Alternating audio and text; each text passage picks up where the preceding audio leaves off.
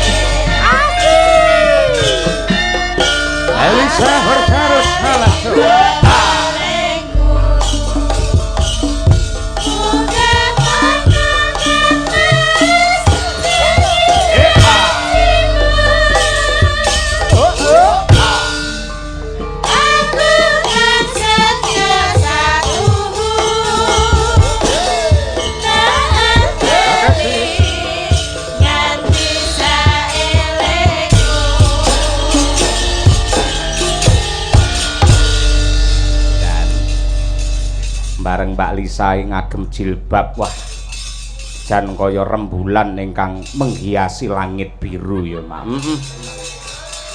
Aja ngaten to Mak Cangi Yulimbo aku grogi jujur banget aku grogi mau joget grogi hadir di antara para hadirin para pamiarsa kalian ingkang mangku hajat niku kula grogi wangun napa ora gitu tuh rasanya tuh gimana gitu menurut pendapat jenengan gimana ngeten lho nun sewu jenengan ngerti langit biru nih kok ya gitu ketika dihiasi dengan bintang-bintang itu indah namun ketika jenengan ini ngangge kudung ya toh ya hiasan bintang-bintang dan langit biru itu sama dengan ditambah rembulan yang purnama penuh seperti cintaku yang penuh kepadamu. aku harus minum ini aku aduh ngapunten iki mboten gawe isu to Pak Cahyo panjenengan tadi lho udah dibilang Bu Kesi satu-satunya niku nggih Bu Kesi niku lho ampun ngaten Bu Kesi biasane lek iki jam piro to meh tengah 12 biasane ngantuk pisan yahene gitu Bu ngapunten lho Bu ini nanti ndak menghadirkan isu dikira aku mau gitu loh padahal ya lumayan ingin tapi kan aku tahu kan aku tahu posisi maksudnya kula niku namung ngefans kalian Bapak Yoyok menika namung mengidola karena salah satu dalang yang pertama kali saya tonton dan itu pun berpasangan sama ibu nanti dikira saya merenggut itu kan aku gak enak Bu Kesi, Bu Kesi dalam nyapo anu maem-mawan gen lemu gen sehat nggih sik to. Aku ki kok wis apal to. Angger cah loro ketemu, mesti suasanane ngene iki. Pripun ya Bu, niku ngaten niku secara otomatis chemistry gitu ketemu karena mungkin mengidola saya cuma nonton secara digital, lajeng jarang ketemu kalau pas ketemu tuh nyambung dewe gitu. Iya. Pancen aku rama itu Elisa. Waiting tresen because margi kulinten itu. Iku bahasa apa? Bahasa ngendi? Bahasa Jerman apa? Waiting tresen. Ya iya. Jalenten saking kelenten nopo? Waiting Tresno because margi kulinten. Nah. Witing Tresno mergo saka kulino. Yen awakmu meng tak weling to, dalang yen kulino gandeng utawa nyedak sinden. Kulino suwe-suwe atine gogloh, semono uga ya sinden. Mula mau tak weling sore, ujiane 3 perkara sing abot babakan wanita. Coba lek ngerti wong wedok ayu kaya Elisa lek kuat ya. Kuat no aku, kuat. Kuat tenan. Kuat. Maksudnya kuat nggo nyangka loro-lorone apa kuat tetep tresno siji? Ayo diperjelas. Kowe iki yo Lah mana aku sama dikroyok aku. Ren, diwangi Ren. Ayo. Ini kan orang banyak, itu tak perjelas nanti aku tertuduh kan aku nggak enak gitu loh. Ngene lho Mbak, nuwun sewu, ngendikane Mbah Hasim, ya toh. Oke. Pripun? Riyen Bahasa kok mendika. Gusti Allah ki lak menciptakan dua manusia, Adam Ya. kali Hawa, lanang kali wedok gitu. Lah ndelalah nggene omah-omah ki putrane iki mesti dampit, lanang wedok jumlahe padha. Nek gandeng biyen ki akeh perang ya toh. Mbuh kuwi rebutan kekuasaan utawa siar agama. Akhire akeh wong sing maju perang, wong lanang-lanang kuwi do mati. Lah sampai sekarang survei membuktikan jumlah laki-laki dan perempuan kuwi akeh perempuan. Ya, yen nganti wong lanang siji rabi karo wedok siji, iki engko wedoke turah. Ngendikane Mbah Hasim ngono kuwi, ngono. Pripun Pak Dasar? Panjenengan ora cocok. Sik, aku arep intermezzo. Iki yen aku ora nyuwun preso. Nyuwun sewu nggih. Niki lek kula mboten nyuwun preso kiai sing asli sing tenanan, tak tekakne rene Mbah Hasim. Nyuwun sewu, Mbah. Jenengan kedah minggah panggung mriki, Mbah. Niki diperjelas Mbah Hasim. Jenengan sebagai kiai. Bagaimana niki? Nah, jenengan sebagai kiai, Mbah. Jenengan itu sebagai ustadz kiai sing biasanya dakwah di mana-mana bahwa suami istri itu harus rukun sampai enten iki. Betul. Tidak mriki, Saya Mbah. juga ada pertanyaan Mbah Hasim. alah. Tolong Mbah Hasim ini diperjelas supaya kita juga tenang ya, Bu. Tak omongin sa. Kosek. Apa aja Oke si dimalah. Elisa. Nun sewu. Ngate sing Mbah Hasim ki kiai kok iso kok bengoki terus kaya ngono iki lho. Mbah, Lho ki diajeni karo santri-santrine lho. ade kudu ngaturi Mbah Hasim. Nggih, Mbah Hasim. Aku pokoknya orang marem nek Mbah Hasim tidak mriki. Tidak mriki, Mbah. Harus memberikan jenenge howong nggih Bu. Dadi yo ngene iki ngomong terus nek ora diselesaikan sama Mbah Hasim yo kita cerewet terus ya, Bu. Iya. Kita akan Tak omongi Mbah Hasim iki ngandani aku. Pripun? Mas saya jenenganipun kondang, pun sugih sukses. Bojo niku yen sitok kurang. Pokoknya aku ora trimo. Lek Mbah Hasim rong tindak mriki arep tak klarifikasi, Mbah. Ayo Mbah Duduk. tindak kula parani lho, Mbah lek mboten kersa. luar biasa kersa lho Ayo, Mbah. Mbah Hasim. Dewa Teratawanta ya mungune endra Wanta ya mungune endra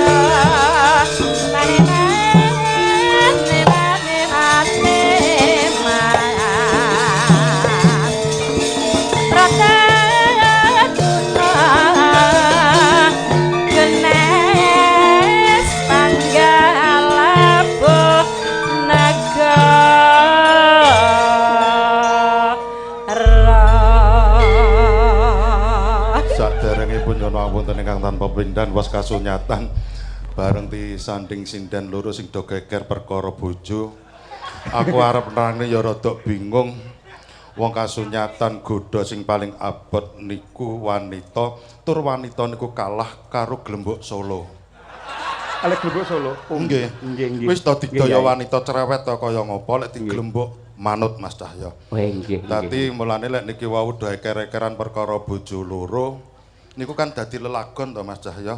Lagon. Heeh, lek bojo loro kan ra patek meneh wong siji gedine kaya ngono mosok arep imbuh sing model kaya ngene iki. Ngono maksudku. Sing jenengan wingi aku ora ngewangi jenengan, tapi aku ora ngewangi Bu Kesi ora. Was kasunyatan mari aku wis kadung pengen iki repot. Nggih. Lah wingi jenengan kok WA kula, enggak apa-apa Mas Cahya rabi melih, ngoten apa ngono. Lah kula bar terus ditututi WA Kang Garwa. Piye? Pripun? Anu Mbah Hasim ditenono awakmu lek ngrestui. Ngono.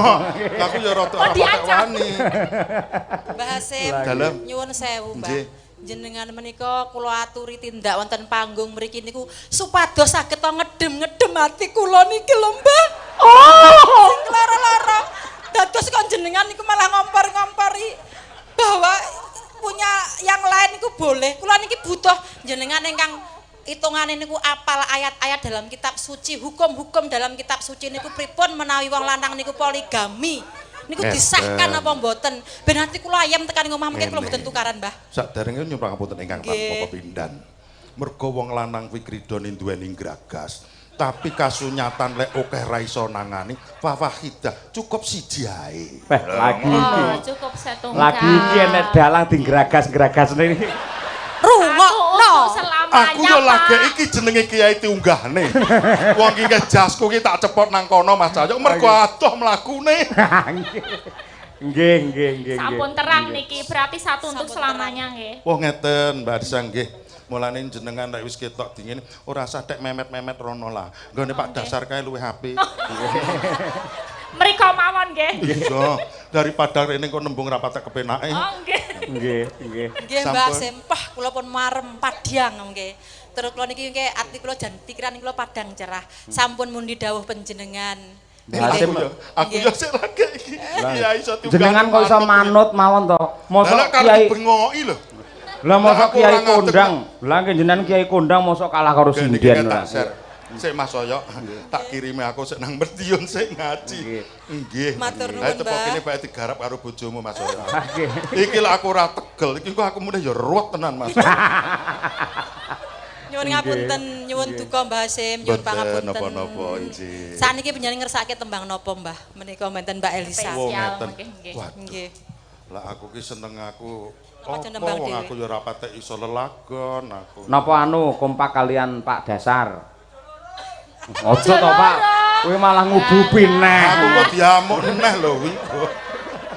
Ya ampun, wong tuwek-tuwek kene bae dadi mak comblang ya. Penonton-penonton ki mbak sing rambutnya putih iki lho malah ngompori bojo loro. Alah. Anu Mas Soyo, hobiku niku selendang biru Mas Soyo. Sindang biru. Iya. Sing klasik to? Inggih no. Oh, nggih. Tapi sing nyanyi aja sing kene. Lah, Aku mergo pleke karo kene. Oh nggih. Oh, karo kene wae. Jenengan kalih anu Bu Kesi pleke. Duet. Iya maksude kok duet ora lho. Kowe aja ngejak duet aku. Duet Mbah Aku ki Yai. penyanyi dangdut masalahe ngono. Mulane sadurunge ngendang aku wis gendut dhisik tak mriko ngono. Dangdut karo ngendang wis gendut dhisik. Mbah Yai lucu tenan, Mbah Yai kuwi lucu tenan. Wah sungkem kula Mbah kula. Lah mulane kiai niku dipun tresnani kalian para jamaah masyarakat mergo le tutur niku adem. Nah, dengan hiburan maka bisa mencerahkan kepada warga masyarakat termasuk jamaahnya Mbah Hasim. Lha kuwi luar Saderenge biasa. nyuwun pamunten ingkang tanpa pepindhan niki sampun kula nggih. Nggih, Mbah. Nggih. Mergo kanten nututi wekdal mengke kula ajrih lek lelakon menika mboten tutup ngeten. Nggih. Pramila kula tak lumengser saking kene mriki badhe terusne anggen kula ngombe kopi. Nggih, kula nggih badhe ngombe susu, nggih. Iki lho ditawisi susu jahe iki lho ora. Nggih. Anake Pak Sembah nuwun Sabtu. nggih pangestunipun Mbah Hasim. Nggih. Matur nuwun Mbah. Iya. Assalamualaikum warahmatullahi wabarakatuh. Waalaikumsalam. Sawerane pundi? Mboten. Oh nggih. Sik, Bu Kesi neng kono karo Mbak Elisa. Nggih. Nuduhke kekompakan malah di dawuhi diberi amanah karo Mbah Hasim. Selendang biru nih sing klasik. Ayo. Ya, Pak Dik, kita rukun ya, El ya. Selendang songo, ayo. Kita itu karena sajane dadi bojo loro ya. Ampun Bu, udah. Gawe mancing-mancing guys iki senengane. Ning aku barang tak rasa-rasake ya. Dadi bojone dalang ki wabot ning omahe. Abote napa Bu? Ya lek kesel kon mijeti. Mijeti. Urung lek ngladeni sego. Urung daharan niku lho El. Durung nek arep mangkat wayangan. Dalang nyiap-nyiapne properti. Peh aku jane yo kesel. Jane lek aku duwe wakil duwe sedulur wedok kaya awakmu aku yo seneng kok El. Garek dhek kuat ngayahi apa ora? Ora. Aku karo kowe kok pisui terus kok. Imam guyu. Oh, lek ngantuk awas kon niku. Tenang. Yo ben to. Yo Mas Dwi yo selendang biru. Ayo. Selendang adalah keindahan untuk wanita. Biru tegese bisa rukun antarane Sukesi dan juga Elisa. Yeah. Rukun Lagi to. iki enek maru rukun ya iki lho. Harus netizen nang YouTube ben tenang atine bahwa Bu Kesi itu ora segala ora cemburu tenan, ora nyunggi kompor tenan. Kuwi mung etok-etok gimmick ngono lho. Nek dene tenan ya ora apa-apa. Manas-manasin mboten. Niki cuman bentuk kekompakan kita bertiga kok. Iya, adik sayangku. Iya. Iya, maduku. Ya. Mangga selendang biru Mas Dwi.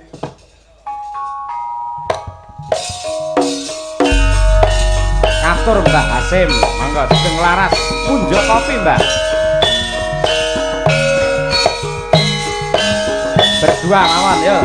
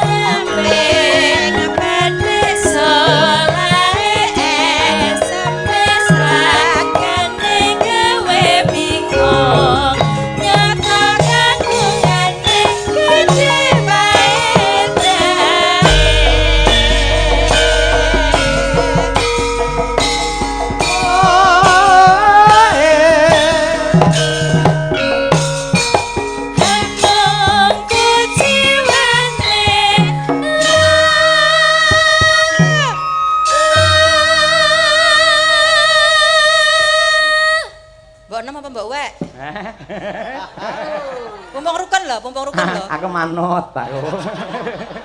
Ya sing tuwek sik ra apa-apa. Aku nyadari yen tuwekan. Ora. Hanya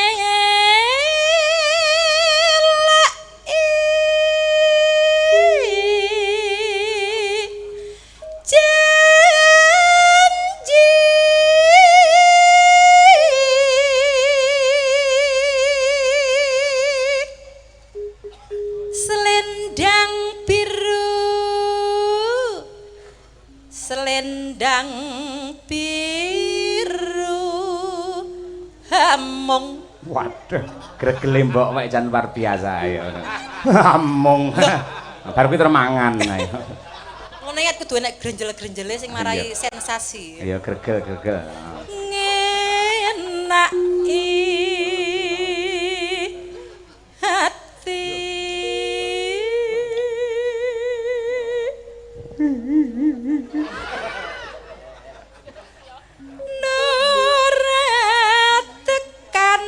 Batin setiamu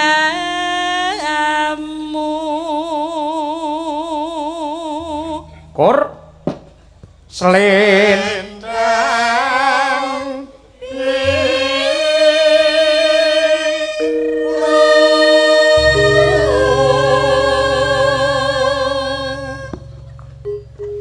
tetapan janjimu selendang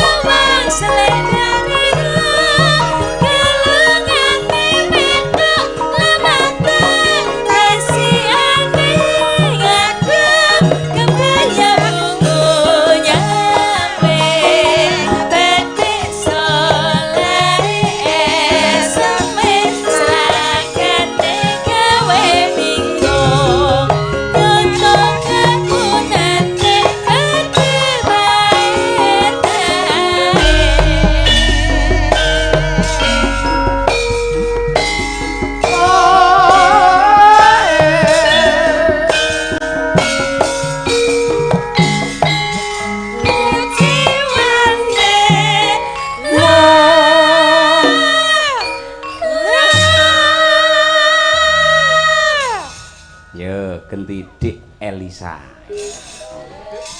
Dek. Hanya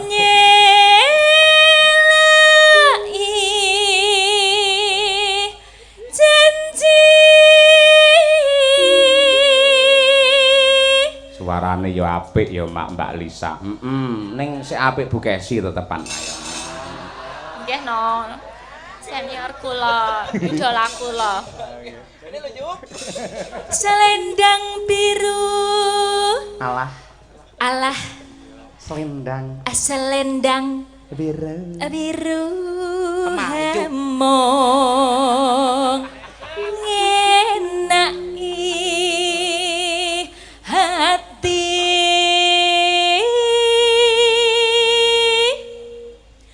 Neretekan Pak Cahyo. Dek. Mayu. Aku dingonokne rumah saku jari kok teles dhewe to. Ampun Ndoro. Teles iki mau ki lho bar ngingkruan bawa giman teles mulo nggih perlak aku. Batin setiamu. Kur selendang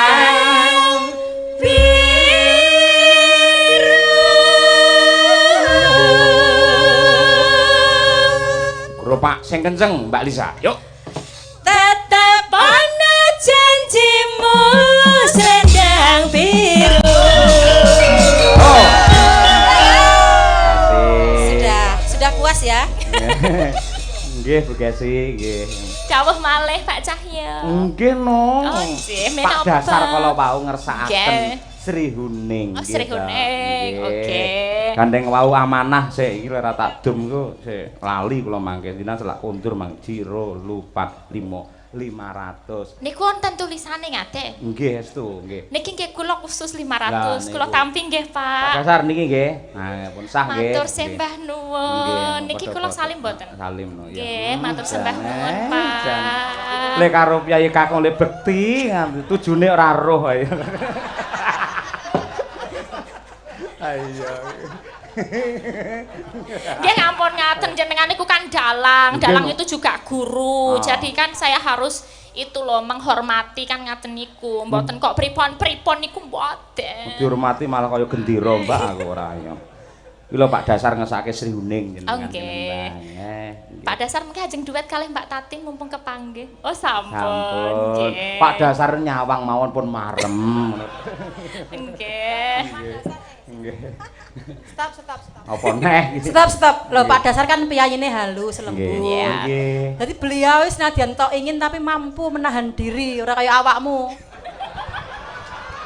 Aku kena terus ket mau kaya. Nggih. Mong sak salim lho niki wau. Lah ya salim lah ya kedekatan to ngene Mbak Elisa ya. Nggih. Salaman ki ora apa. Semua sinden juga biasa kan salim semua. Biasa. Kan? Umi juga salim. Mungkin juga malah gini. niku lek anu ngambung tangan kula Nah, nggih. Umi, Winong, Sami. Birgita. Sami nggih. kok Bu kula nggih salim biasa. Nah, Tapi nggih namung mboten kula kumbah. Iya. Lho pancen Elisa jarak kok asih senengane ora. Wong lanang aja kok jarak tak tenani kapok lho. Ampun. Nanti yang di mobil marah nanti. Loh, siapa? Oh ya calon dong. Oh, sudah dapat calon. Semoga ya doanya ya Pak. Alah, muga-muga ndang bar ngono.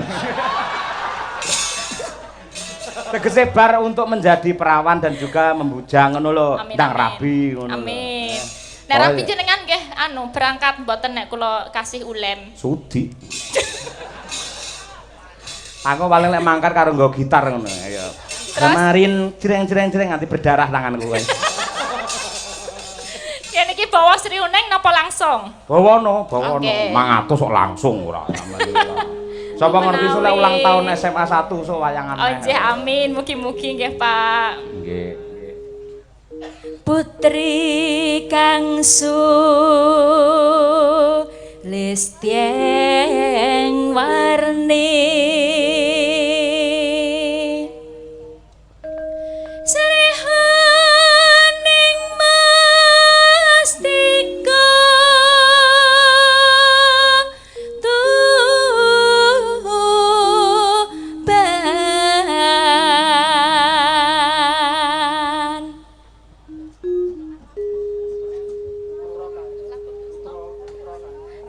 Tuban maaf soalnya biasanya kan Putra Kanjeng Surolawe. Yang bener Labuh Tresno. Putra Kanjeng Sirolawe. Oh, Putra Kanjeng Lek Sirolawe. ora ngerti aja malu, takon karo aku. Oh ya. Nggih nyuwun perso. Mas napa Pak Dalang? Mas Dalang napa Pak Apa? Dalang? Mas Dalang apa Pak Dalang? Bebet. Oh iya. Janganlah. Pak Dalang nyuwun perso ingkang banner niku pripun kula di banneraken. Putra Kanjeng Sirolawe. Kebiasaan nyanyi wonten campur sari niku kan nggih agak beda ya. Jadi ini mau tak betulin betul-betul. Nggih, mboten napa-napa. Putra Kanjeng Sirolawe.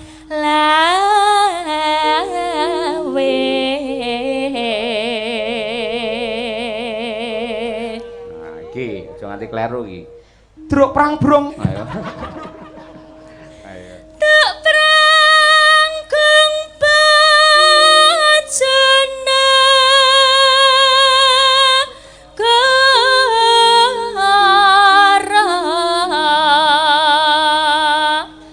bebela wirat moya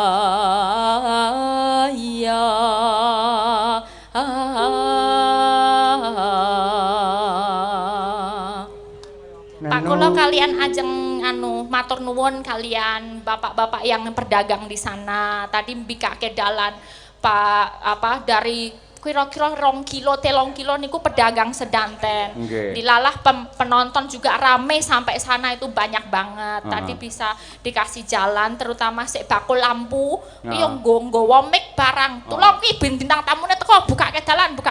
Wah ini mboten niku kula mboten saged dugi mriki saking banyaknya penonton pada malam hari ini matur sembah nuwun. Nggih, sami-sami. Kula lek sampun meling jenengan to. Napa? Ben perjalanan jenengan aman. Nggih. Kuwi tekane aja bengi-bengi. Oh nggih. Bareng karo aku, ya to. Oh bareng kalih dalam. Bareng tegese iki iring-iringan ngoten lho, Pak. Lek kebengen kan kebak penontonnya mboten iso liwat nggih to.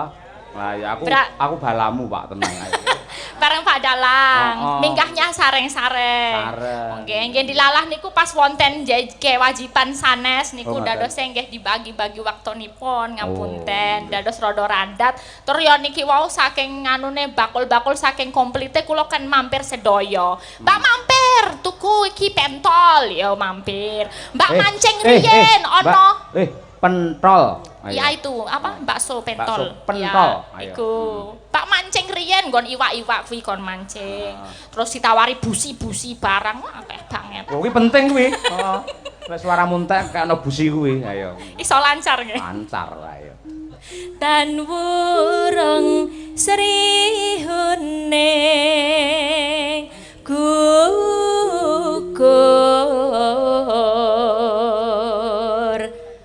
dadi mustikaning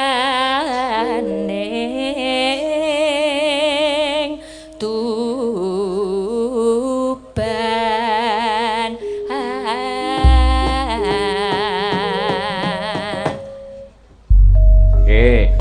Menika lho Mbak Elisa ugi wonten dawuh saking Gus Arba. Nggih. Panjenenganipun paring dawuh nyuwun gending pepiling dipun dangdutaken. Nggih. Menika ugi request saking Mbah Yai Hasim. Nggih. Mangke Srihuning sak rambahan langgam dilajengke pepiling. Pepiling ngaten. Nggih.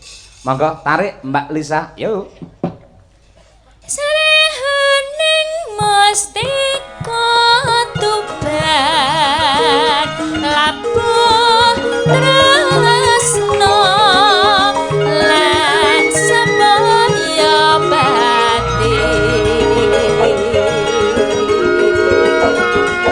marang Raden Wiratmaya kang wus prasetya anandang brangti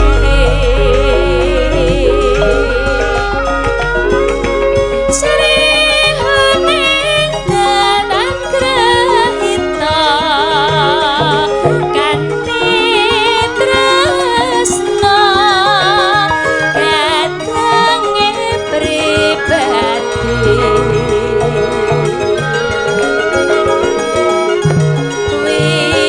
Wiratmaya putrane Ra sira lawe adipati Tuban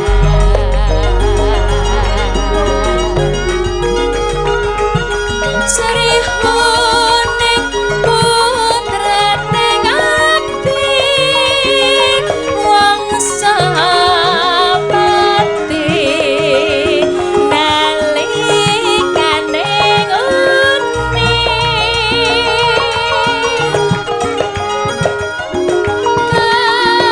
kabebahing madya langka dongkrang tanjing lawan minat singgo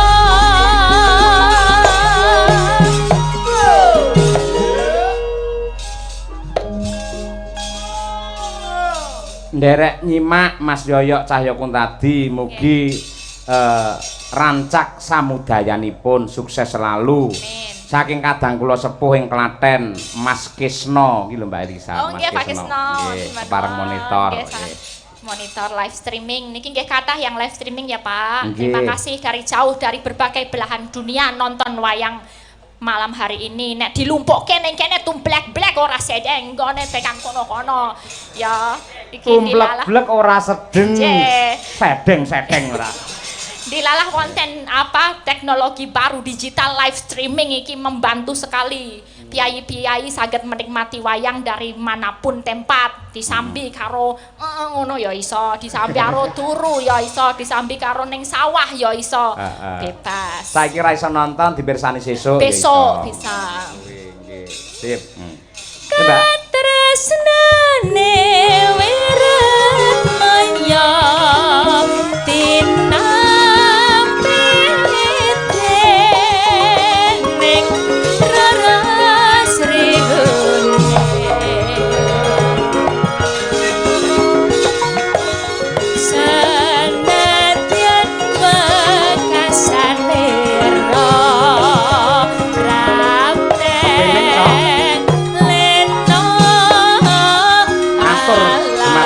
Arba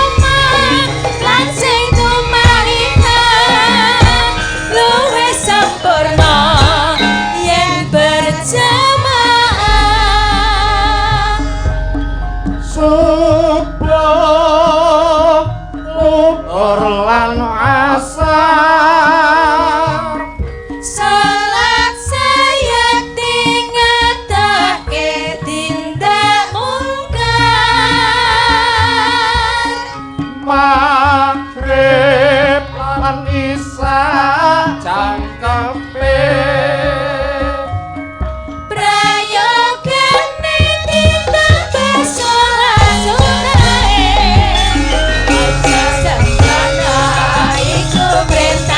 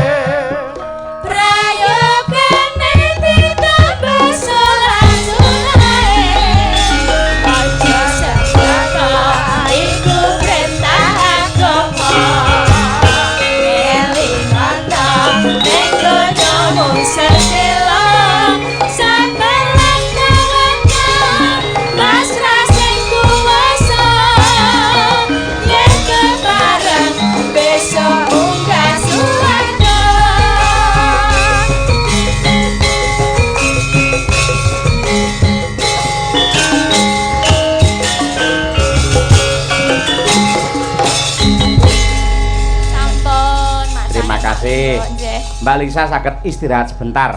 Ayo, ganti Mbak Tatin Lestari Handayani. Men jumeneng. Monggo Mbak Tatin. Monggo mriki kula entosi. Penontone wis ngenteni.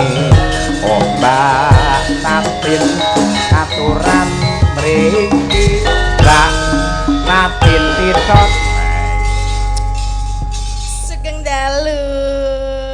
Sugeng dalu nggih. Ngapa kok lemes nek karo aku kok lemes? Lah kuwi nyawang awakmu wis wedi dhisik kok ayo. Kenapa? Lah kamu itu kalau lihat pria itu menteleng mripatnya itu loh. Ya jen mripate ngene iki mosok kon merem. Iya nggih. Menika suwe mboten pethuk pripun kabaripun? Alhamdulillah sae sehat pangestu jenengan. Alhamdulillah. Jenengan lah nggih sehat mawon. Nggih alhamdulillah sehat. Garwane tasik Mas Tulus nika. Nggih tasih masa ya arep piye? Ya tasik ngono dadak ngegas nyapa lho. Jenengan nggih tasih Bu Kesi. Oh abadi. Ayo. Kowe guyumu ra penak kowe guyumu. Saya ora percaya kowe. Ayo. Kok ketoke kok arep mbribik kancaku bareng. Sampeyan ora ngerti. Napa? Gimik drama di dalam pertunjukan ini ngoten niku. Witing tresno jalanan mau piye bahasane Bu Kesi? Witing tresen apa because margi kulinten mau.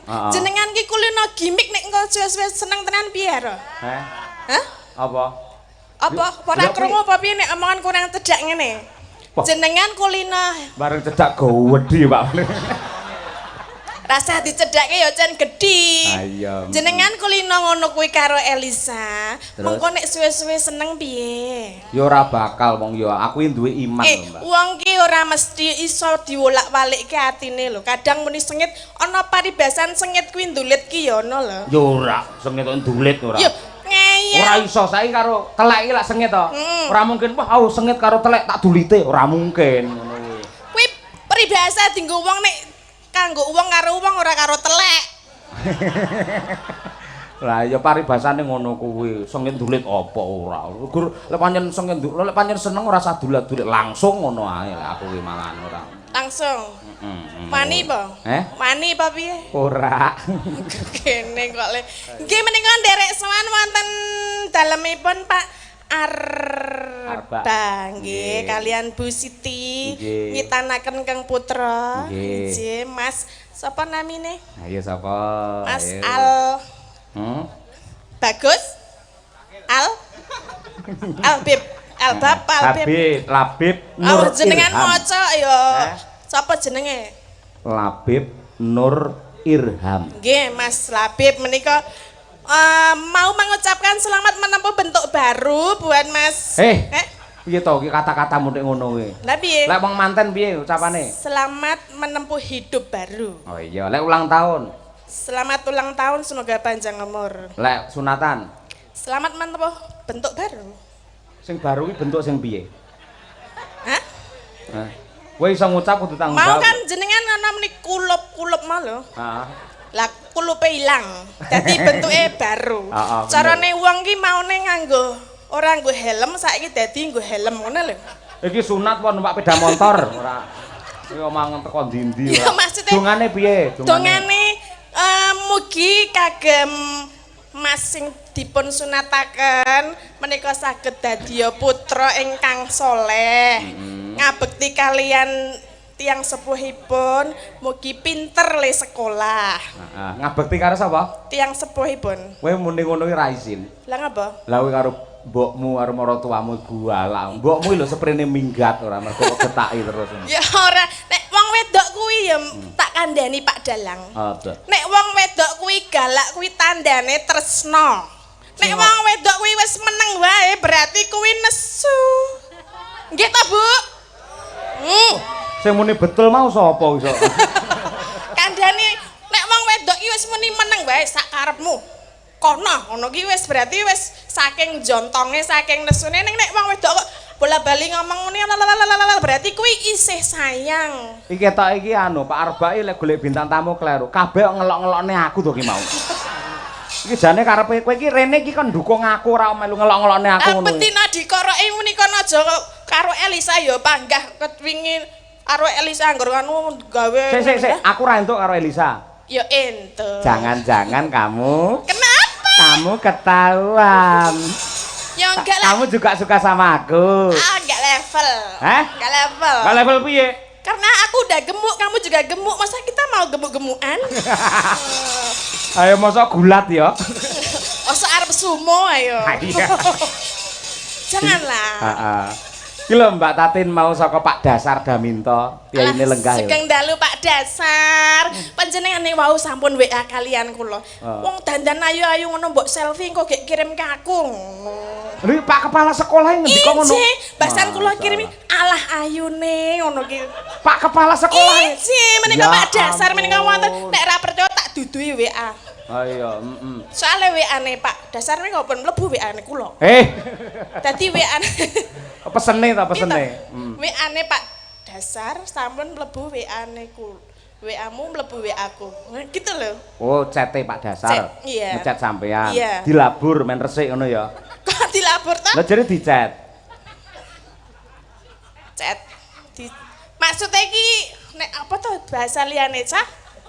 Maksudnya iki kirim-kiriman pesan ora dichat kok raine dichat ngono piye maksudnya? Oh iya. Ya enggak lah. Heeh. Menika sampun kula kirimi nggih, Mak. Nggih, pau mung kalih anu nyawer kula 2 juta nggih. Nggih, Pak. 2 juta denggelmu mlocote. Lah Ojo kok kok, Pak? tambahan-tambahi dhewe. Lah piro? 500 ora. Pak, 2 juta napa 500, Pak? Oh, 2 juta kok. Kene. Pak, lek ngoten mang tambahi 1.500. Lah kula tombokno Pak ngoten niku jenengan tambah-tambahi. Sumpah 500. Lah ndi?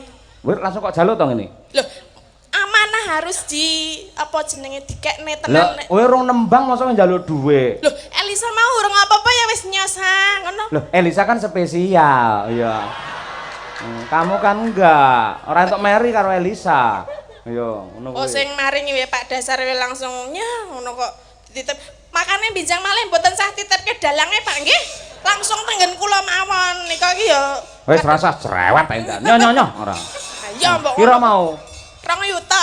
2 juta denggelmu. 500 lho. 500 ya. Ngaji, ro, lu patnya. Kok papat?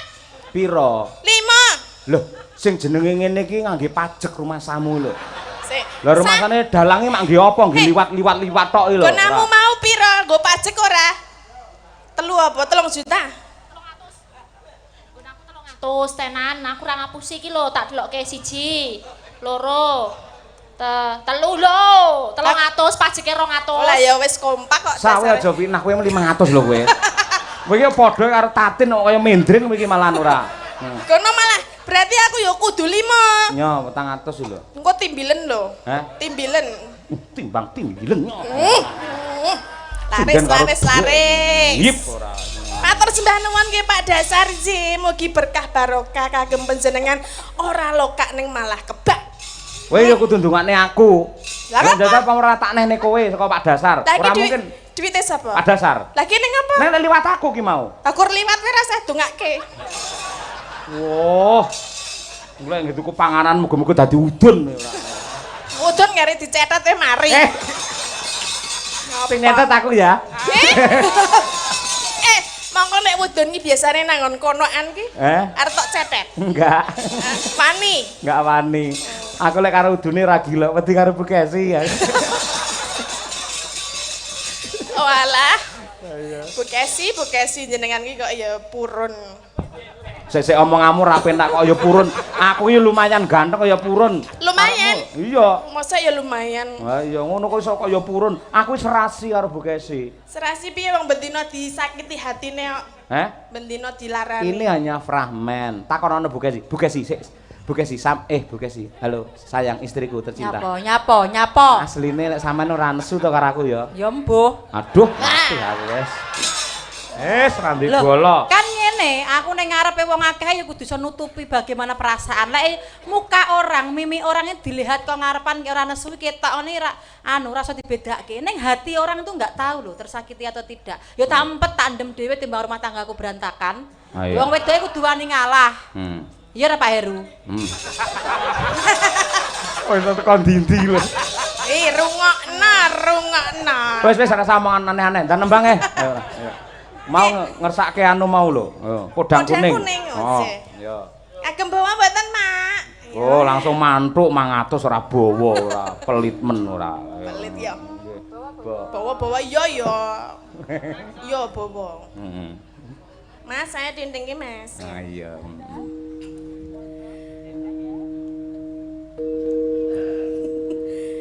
Najan wujud temong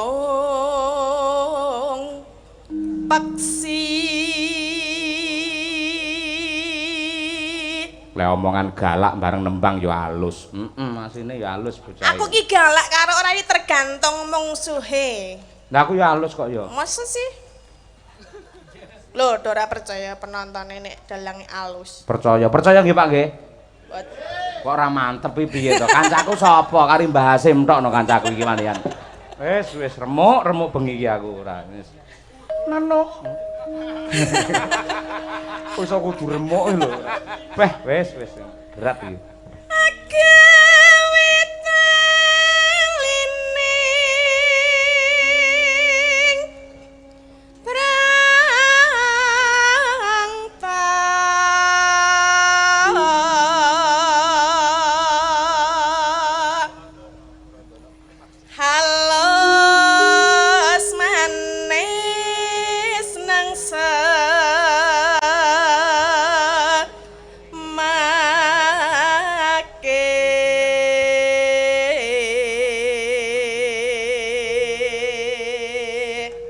Mas Ujar iki kok iso Banjaran Asmarandana ya. Mau Asmarandana Semarangan, Sri Huning. Saiki apa ki Pedang Kuning. Lah ya ngruwat ya aja turu ya ana tulise. Akeh men to ayo. Asmarandana. Asmara iki gandrung, dana ki weweh. Kaya dene Pak Arbak anggene weweh katresnan mujude pagelaran kang nghibur warga masyarakat untuk menyenangkan para penonton yang tercinta. Lho ngono kuwi. Luar biasa. Jangan tepuk tangan, ayo. Kenapa? Orang dukung aku ya dek. Arep nyalon kok iki ora. Ya Tin. Iya. Ayo nembang kok yo. Iya. Wes winggen kala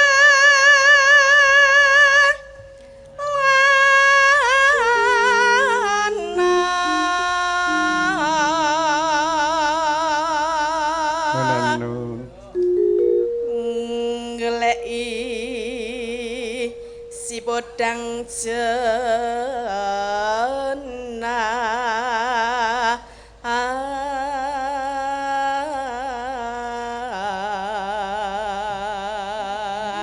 Tatin. Kula sawangen ke. Pak dasar iki sampean disuting ngangge HP ke lho. Ajeng ki napa lho Pak ngoten niku. Nggih sangu turu. Nggih sangu bubuk. Ora sesuk iki disetel ning sekolah ning nggen apa ya Videotron ke lho ora. Jujurne karo siswan, inilah sinden favoritku. Alah. Iya. Rada rono men rada ketok karo. Oh, nggih. Tadi mriki, Pak. Mengke ketok gedhem, Pak. Nano. Iba bunga tiku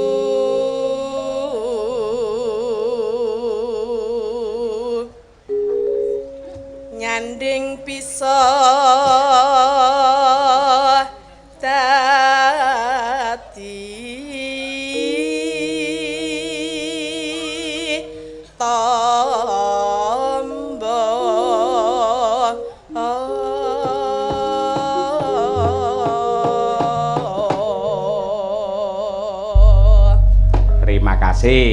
Yo, dibacutke dangdut ning rada slow Mas Noval. Ayo. Dicocokne karo karakter Mbak Tatin iki piyayene lemu ning le joget mung sithik, bokonge diguak ngalor ngidul sithik ngono wis krasa. Kok diguak to? Digolke kok diguak. Paribasane diguak ngono lho ora. Guak rono, guak rene. Engko diguak rono ki lak ngidul. Sapa ngerti kok guak ngidul ditemu karo Pak Dasar ya to. Iki nek Tatin. Kok samene ngono ya. Ayo. Monggo dipunaturaken Podang Kuning. Yo saking Kendang Mas. Yo.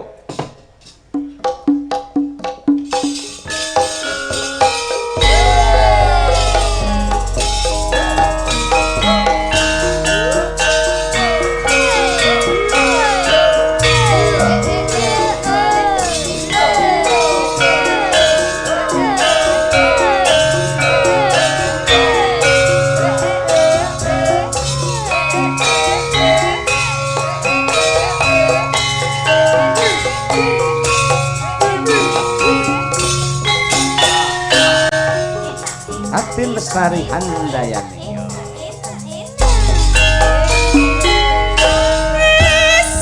Awan ning omah wis ora kerasan keluyuran anggolek ising tak sayang mobang mikir angganku goleki ora krasa awan nganti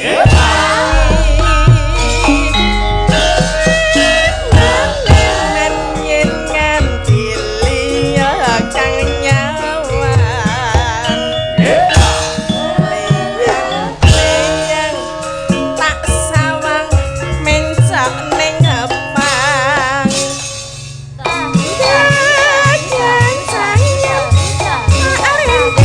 saka kagungan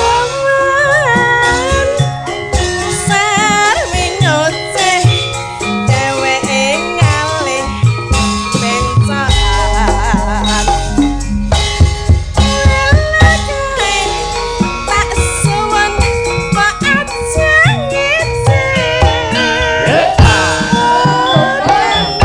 ning agawe pikirku kok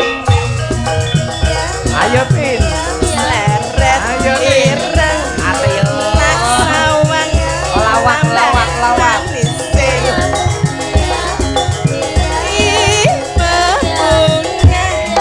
yen kelakon dadi duwe Oh. Hey. hatiku kehilangan Hey. odeng andutut ati kebranan naramanku atiku sangat sayang Yo, gelak, Pak. Oi. tak senanani sono bikatku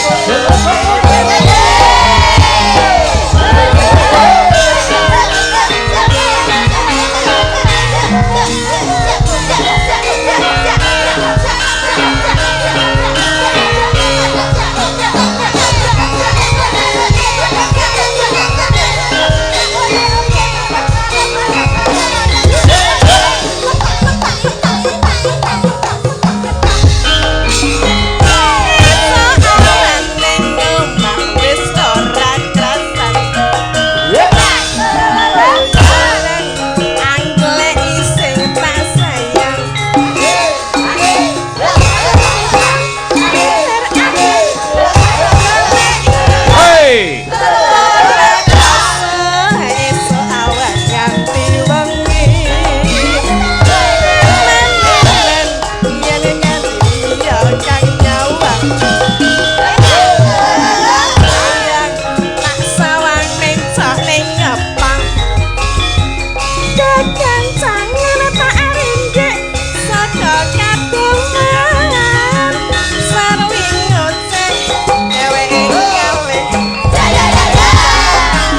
Hey.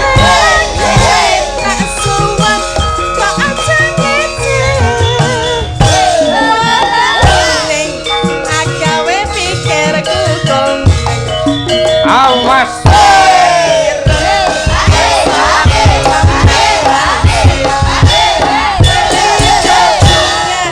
Yen klakon dadi duwe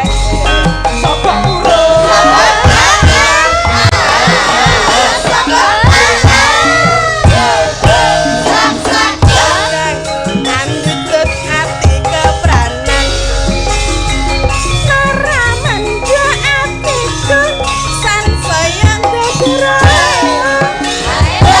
nani pikat kulute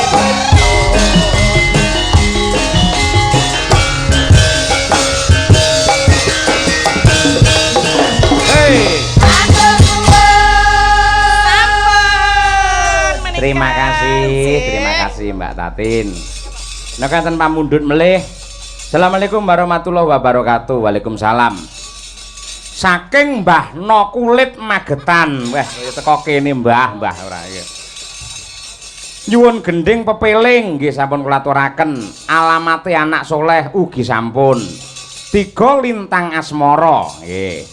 Katur dumateng Mas Cahya Kuntadi lan keluarga besar Pondok Pesantren Anur matur sembah nuwun nggih. Ya ngono ya, Mak. Aja kabeh dientekke nggon limbukan, Nduk. Engko bacutne nggon gara-gara sinden-sinden Madangkara bintang-bintangnya belum tampil. Ya. Adate yen kabeh disuntak ning limbukan ku bal limbukan ya telas. Belum tahu dia kiprahnya seorang Birgita, belum tahu dia tentang diskonya seorang Winong Ceria. Diskotik ora. Ya Magita Gita mbacutne gelar cerita dhisik. Monggo. Oh